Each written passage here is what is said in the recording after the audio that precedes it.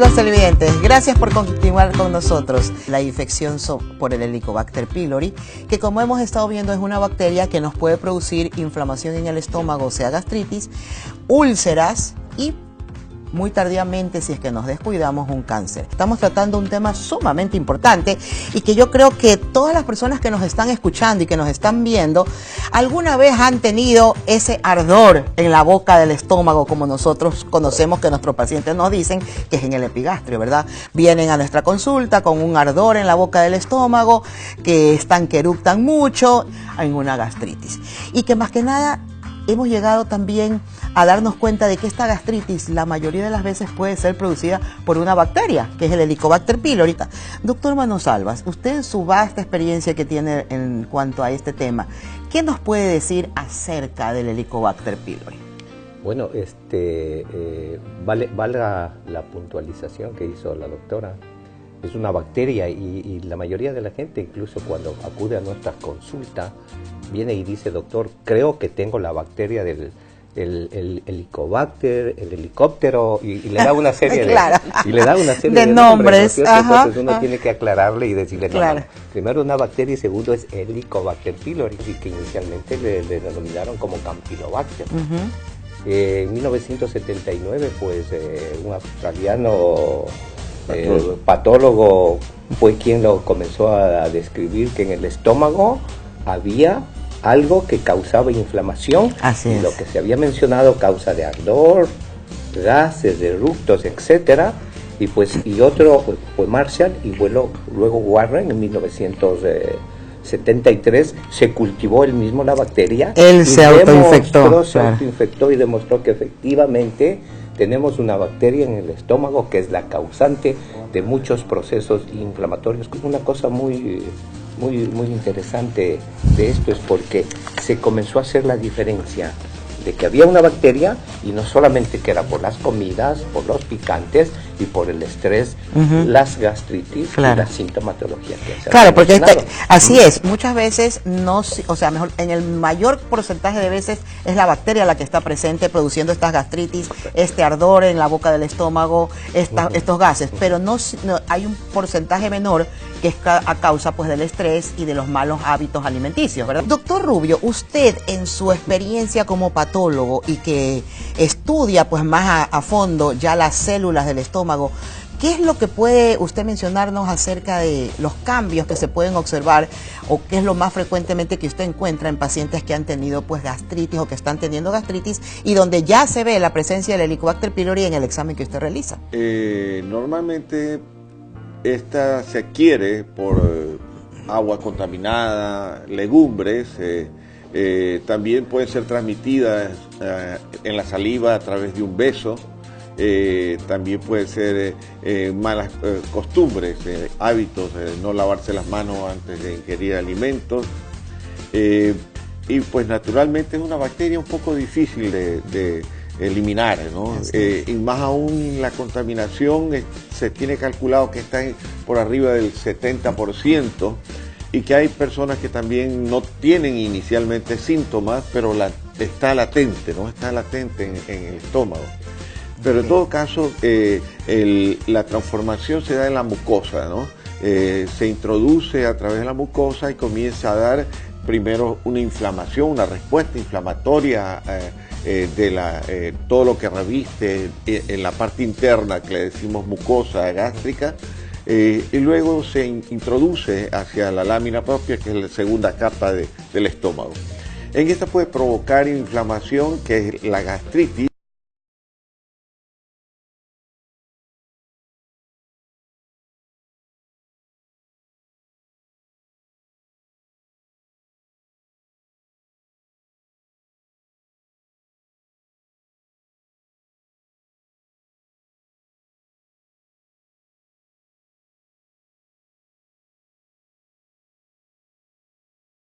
Un instante, si no se da un tratamiento adecuado, transformar la mucosa gástrica y podría llegar inclusive hasta, se dice que se podría producir cambios neoplásicos. Doctor Rubio, ¿qué hay de verdad o mentira que la gastritis y la úlcera son la puerta de entrada para el cáncer de estómago puesto que la bacteria al principio nos produjo gastritis y después pues nos puede producir una úlcera. Bueno, la puerta de entrada naturalmente es vía digestiva, ¿no? Esto va a provocar la reacción que está dado por una inflamación, un dolor en la parte superior, epigastralgia. En la boca del estómago. Eso. Que se llama, naturalmente. Y que va a provocar también eructos, también cierto tipo de sensación de pesadez, ardor. Se llena el estómago de gases. Pero en todo caso, esto puede provocar primero una erosión de la mucosa. Se va a lesionar la mucosa, va a desprenderse. Si la cantidad de bacterias es muy alta, entonces va a penetrar. Pero hay muchas veces que previamente hubo una irritación del estómago, es decir, por cosas, por ejemplo, picantes, o muy condimentadas. El licor, el cigarrillo. Eso es fatal. Claro. El licor y el cigarrillo son los factores más importantes para provocar una preparación de la mucosa, para que si hay alguna bacteria se introduzca. Y hay otro que es las aspirinas. Las aspirinas también pueden provocar una lesión, ¿no? Que hoy predisponen, si es que la bacteria está dentro del estómago, para que comience a reproducirse, porque prepara como el campo para que la bacteria se reproduzca dentro de los capilares o alrededor de la lámina propia, que viene a ser el lecho en que reposa la mucosa gástrica. Y naturalmente esto va a provocar primero la reacción, inflamación, que es la gastritis, luego la úlcera. Si esto se hace crónico, es decir, ya no está en la etapa aguda, sino ya tiene mucho tiempo, esto puede provocar cambios como se llama la metaplasia intestinal y provocar lesiones precursoras de cáncer con una atipia, una displasia y finalmente una lesión carcinomatosa in situ, o sea, localizada en la mucosa gástrica, que si al mismo tiempo, si no se diagnostica en su debido momento, puede llegar a desarrollar un cáncer gástrico. Doctor Manosalvas, tenemos otro mito acerca del Helicobacter pylori, y es que este se puede combatir o contrarrestar con remedios caseros. ¿Qué me cuenta usted al respecto? Bueno, este es uno de los, como está hecha la pregunta, de los mitos, y es realmente un mito, porque la mayoría de la gente a veces dice que la agüita de tal cosa, que la hierbita de tal cosa, ajá, o que la papa rallada, o que la etcétera, etcétera. Exacto, que es mentira. Es mentira, así definitivamente, es. No hay tal. Porque una bacteria no se muere con papa rallada ni con agüita. Incluso esta bacteria es una de las bacterias que tiene una particularidad increíble en el estómago, que es el medio ácido, ajá, porque el estómago es nuestro primer filtro en el tubo digestivo contra bacterias.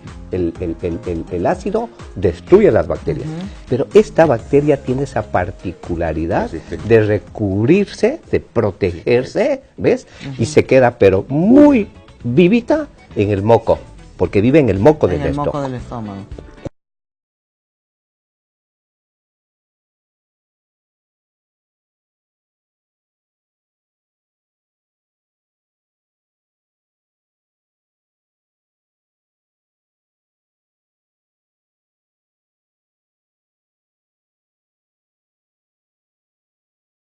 Porque nosotros le llamamos.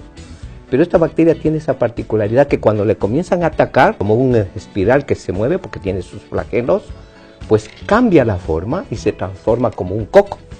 Se vuelve redonda y se va a la parte alta del estómago. Y en la parte alta del estómago no causa ningún problema, pero está pendiente de las circunstancias, claro, para meterse nuevamente en la parte baja y causar todo lo que explicó el doctor Rubio, ¿verdad? Tenemos una llamada, doctores, y vamos a contestarla. Muy buenos días, adelante con la llamada. Buenos días, doctora, ¿cómo está? ¿Cómo ha pasado usted? Dígame su nombre. Laura. Hola, Laura, ¿en qué la podemos ayudar? Cuéntenos. Doctora, mire, a mí hace 6 años me dijeron que tenía gastritis crónica. Ok. Pero que era una gastritis emocional. Entonces, yo me mandaron un tratamiento como por un año, pero este tratamiento no me hizo nada. Entonces tuve que cambiar de médico y ese médico me mandó un tratamiento como por 3 meses y me dejó de doler el estómago, dejé de tener todos los síntomas de gastritis. Pero con el paso de los tiempos siempre vuelve esta gastritis y siempre voy al médico, me da tratamiento, se me va por un tiempo, pero vuelve. Entonces, con lo que estoy escuchando, no sé si sea la bacteria o realmente sea una gastritis emocional. Claro. Y gracias. Quiero saber eso. Claro que sí, Laura, la vamos a ayudar con una respuesta, con mucho gusto. Gracias. Jaime, ¿le podemos contestar a Laura sobre su inquietud? Claro que sí, son muchos años de gastritis y esa es una de las cosas que, por ejemplo, el médico, el gastroenterólogo, el clínico, el médico general, ante una duda de esto de la paciente que generalmente tengo gastritis, no me curo de la gastritis, tratamiento va, cambia de médico, mejora inicialmente, pero probablemente no le han determinado a usted adecuadamente la causa de su gastritis. Pues fundamental que en 6 años se haya hecho un procedimiento endoscópico. Puede tener varios factores usted. El aspecto emocional no lo quitamos porque el estrés seguirá siendo un factor de aumento de la producción de ácido. Ese es el primer factor de la producción del ácido. ¿Qué le hace el ácido? Le inflama y toda la secuencia que ya explicó hace un rato el doctor Rubio, ¿verdad? Segundo, factores de tipo alimentarios. Existen intolerancias alimentarias. ¿Qué tal si usted es intolerante, qué sé yo, a la lactosa? ¿Qué tal si usted es intolerante al trigo? ¿Qué tal si usted es intolerante a una fruta, cualquiera que se llame esta? Y el tercer factor considerado en la actualidad, evidentemente, el Helicobacter pylori. Si usted no se ha hecho una investigación del Helicobacter pylori, sea por cualquiera de los métodos, es el momento que usted debe hacer. Ahora, vuelvo e insisto, también existen a nivel del tubo digestivo los problemas funcionales, pero uno tiene la obligación de descartar que haya organicidad para quedarse. Organicidad quiere decir una enfermedad, un pólipo, una úlcera, un tumor, etcétera, y quedarse con la parte funcional. Y la parte funcional, que es la gran mayoría, en nuestro medio, problemas funcionales del tubo digestivo es elevadísimo. 70-80% está reportado en los problemas funcionales y el primer factor ahí, definitivamente el estrés. Y vamos a atender una llamada que tenemos en relación a este tema. Adelante, buenos días con la llamada. Buenos días. ¿Cómo es su nombre?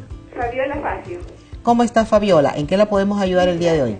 Mira, yo quería hacerle una consulta. Lo que pasa es que estoy un poco baja de peso, tengo 73 años. Okay. Mire, yo tolero todo lo que es comida sana, legumbres, frutas, jugos naturales, cereales, todo eso. Pero si ya tomo bebidas gaseosas, comidas gaseosas en exceso, pues, ¿no? Galletas, todo eso, que a veces lo hago para engordar. Y eso me cae mal. Entonces yo quisiera saber a qué se debe eso, porque personas de mi edad hasta mayores toleran estas cosas. No sé si se debe.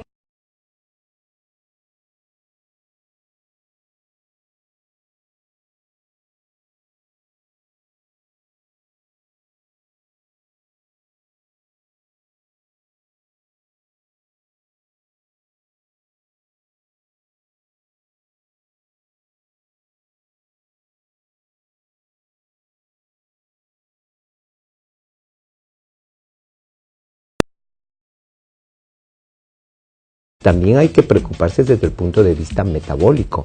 Nosotros somos un conjunto. Nuestro organismo no es que funcione el tubo digestivo por un lado, el corazón por otro lado, el cerebro por otro lado. Es un engranaje que tiene. Hay problemas de tipo, por ejemplo, endocrinológico. Mire, investigarle tiroides. Quién sabe que por el problema usted pudiera tener algún problema en su tiroides que le está causando una alteración de su metabolismo, y al alterarse el metabolismo usted podría bajar de peso, ¿sí? Entonces habría que hacerle una serie de exámenes que orienten a la parte metabólica para ver, porque el peso se relaciona mucho con la parte metabólica, porque en definitiva yo veo que sí tolera muchos alimentos, hay unos que no, pero sí sería interesante que usted se haga un estudio de tipo metabólico. Y vamos a contestar una llamada que tenemos pendiente en relación a nuestro tema del Helicobacter pylori. Buenos días. Buenos días. Buenos días, ¿cómo es su nombre? Isabel. Isabel, ¿cómo está usted? ¿En qué la podemos ayudar? Doctora, para el mes de octubre del año pasado yo me enfermé, no sabía qué tenía, de repente me hicieron el examen de la bacteria, Okay. me salió positiva. Ya. Pasó el tiempo, me mandaron el tratamiento, que es una caja que viene con 3 tipos de medicamentos. Así es. Me terminé toda la caja, luego me hicieron otro examen, me dijeron que ya estaba bien. ¿Será probable que esta bacteria se cure o quede o regrese? Porque yo seguía, mientras me tomaba la pastilla, yo me sentía de lo peor. Da el caso que para el mes de enero me hicieron otro examen, pero ya no sabía qué tenía. Sorpresa, estaba embarazada de 3 meses. Oh. Ahorita ya tengo mi bebé que tiene 2 meses. Gracias a Dios salió súper sano. No me dijeron nada en la maternidad, todo bien. Yo quiero que me digan si el bebé tiene alguna probabilidad o qué, porque en este caso ahorita, por ejemplo, yo me lleno de gases. Quisiera saber eso, doctora. Ok. La verdad es que sí, lo que usted nos comenta en cuanto a las personas que hemos tenido, porque yo también tuve Helicobacter pylori en algún momento, el tratamiento a veces es peor que la misma enfermedad al principio, pero en cambio ya después es lo contrario, ¿verdad? El tratamiento muchas veces molesta y es por el efecto secundario de uno de los antibióticos. Uno de los antibióticos que se utilizan es la claritromicina y lamentablemente pues tiene efectos secundarios como dolor de cabeza, náusea, a veces hasta vómito, más gases. Que a veces a uno le daba ganas como que de dejar de el tratamiento. y lo deja. Es que doctor, me siento peor que cuando yo vine a su consulta. Correcto, ¿verdad? es que lo deja, pero si es que el médico explica de lo que te va a suceder en el tratamiento, sabes a lo que estás expuesto. Exacto. Cuando nosotros tratamos la bacteria del Helicobacter pylori, la efectividad del tratamiento es del 95-96%. Y la recidiva o la reinfección, porque es una bacteria que puede ocurrir, generalmente ocurre a los 2 años en el 5%.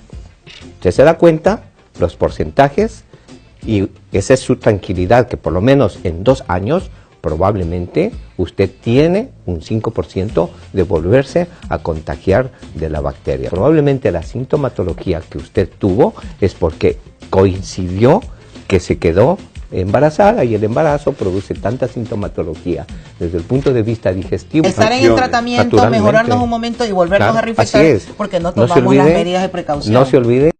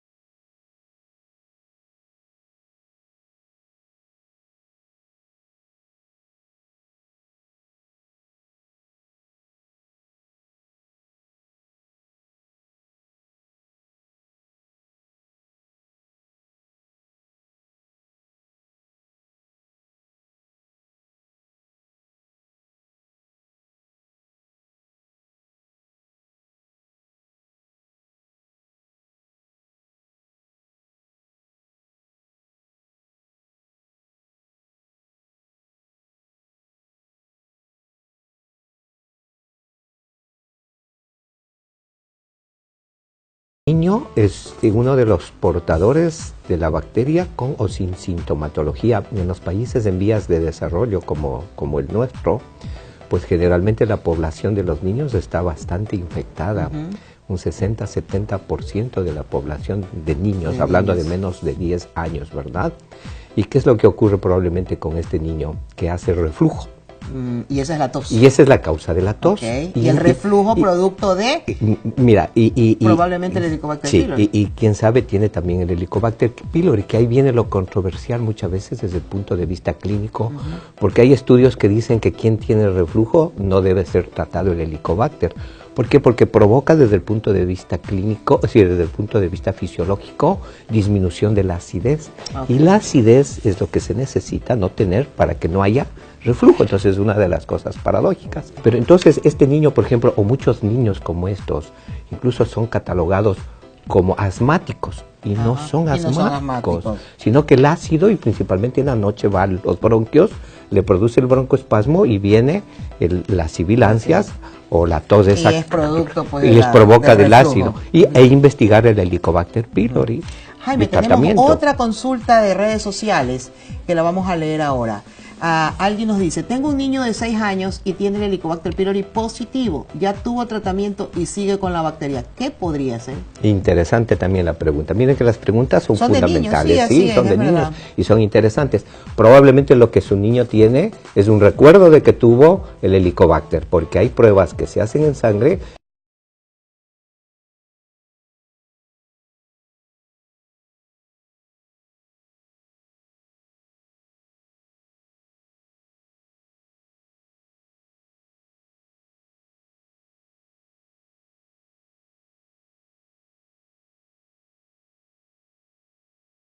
Engordar, dice nuestra amiga Doris Calle.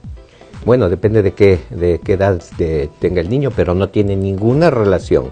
Definitivamente sería otro de los mitos.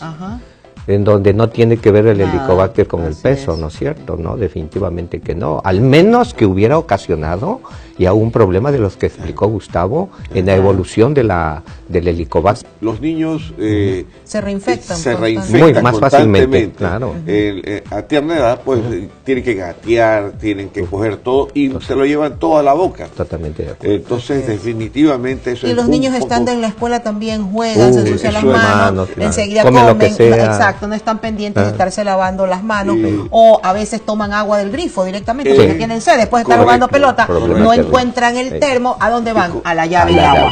Que las personas que tienen esta infección del Helicobacter pylori, entre todos los síntomas que ya hemos nombrado el día de hoy, hay uno que de pronto no es que pasa desapercibido, porque no pasa desapercibido, que es el mal aliento, doctor Rubio. Usted nos decía que pues había encontrado que la mayoría de sus pacientes que usted ha diagnosticado gastritis y úlceras que han sido responsables del Helicobacter pylori, que la mayoría de esos pacientes han tenido mal aliento. Bacteria, que es un bacilo ácido gram negativo, esta provoca en la mucosa, que el doctor Manozalo estuvo explicándole, una reacción, y ellos son portadores de urea. Y entonces hay una prueba que se llama la prueba de la ureasa, ¿no? Y esa urea es la que provocaría el mal aliento. Correctísimo, sí es, doctora. Esta provoca un mal aliento bastante penetrante, muy penetrante, que fácilmente se confunde a veces con caries dentales o amigdalitis. Problemas de las amígdalas, otitis, sinusitis. Entonces, pero realmente en el fondo es producto de esta infección y la reacción que está provocando en la mucosa gástrica para producir esta urea que provoca un mal aliento bastante penetrante. A veces tan solo con el mal aliento, que se llama halitosis, ese que da esta situación. A veces lamentablemente solamente el síntoma de distensión, de llenura, pues es una cosa muy inespecífica que puede explicar muchas cosas. Incluso en la actualidad estamos hablando bastante de lo que es la disbiosis, las alteraciones bacterianas a nivel intestinal. Entonces se provocan, todos tenemos flora bacteriana, pero esta flora bacteriana puede alterarse y esto se considera como las disbiosis bacterianas, y también son causas o proliferación bacteriana que son causas de este problema. Vamos adelante con la pregunta que tenemos de redes sociales. Tuve la bacteria hace un año, pero ahora me lleno bastante de gases en el estómago. ¿Qué debo hacer para perder los gases? Estoy dando de lactar y no sé si mi bebé puede tenerla. La lactancia, todo lo que va a través de la leche materna, va al bebé. Así Y yo no es. soy ginecólogo. O sea, lo que pero la mamá come o que la mamá toma, lo toma y lo come el bebé. Y Así si a es. la mamá le hace daño determinado alimento, pues tenga la seguridad que al bebé le hará daño determinado alimento. O sea, vamos con otra pregunta de redes sociales y dice, ¿qué puedo hacer para la acidez que me da en la boca del estómago después de comer o desayunar? Pues mi recomendación sería primero revisar qué tipo de alimentación tiene usted, qué es lo que está desayunando, qué es lo que está comiendo, porque puede haber ahí alimentos que le están provocando acidez. Hay muchas frutas que también provocan. Los lácteos pueden provocarle eso, entonces sería bueno que usted revise en su dieta o cambie el estilo de alimentación. Quizás preguntar un poco si ingiere mucho aspirina. Ah, sí, correcto. No, totalmente. Pues, sí, y no solamente... a veces la parasitosis, como la amebiasis, puede provocar correcto, esa... Gustavo, no solamente la aspirina, sino aspirina y AINES, que AINES. son... Todos los AINES. Y los AINES es de uso indiscriminado. Bueno, últimamente parece que hay control, pero son gastroerosivos, es decir, provocan inflamación de la mucosa gástrica. Soy la doctora Gilda Moncayo, su médico en casa, y los esperamos el día de mañana con nuestro programa de Viva Mejor. Muchas gracias. Gracias. Conversemos.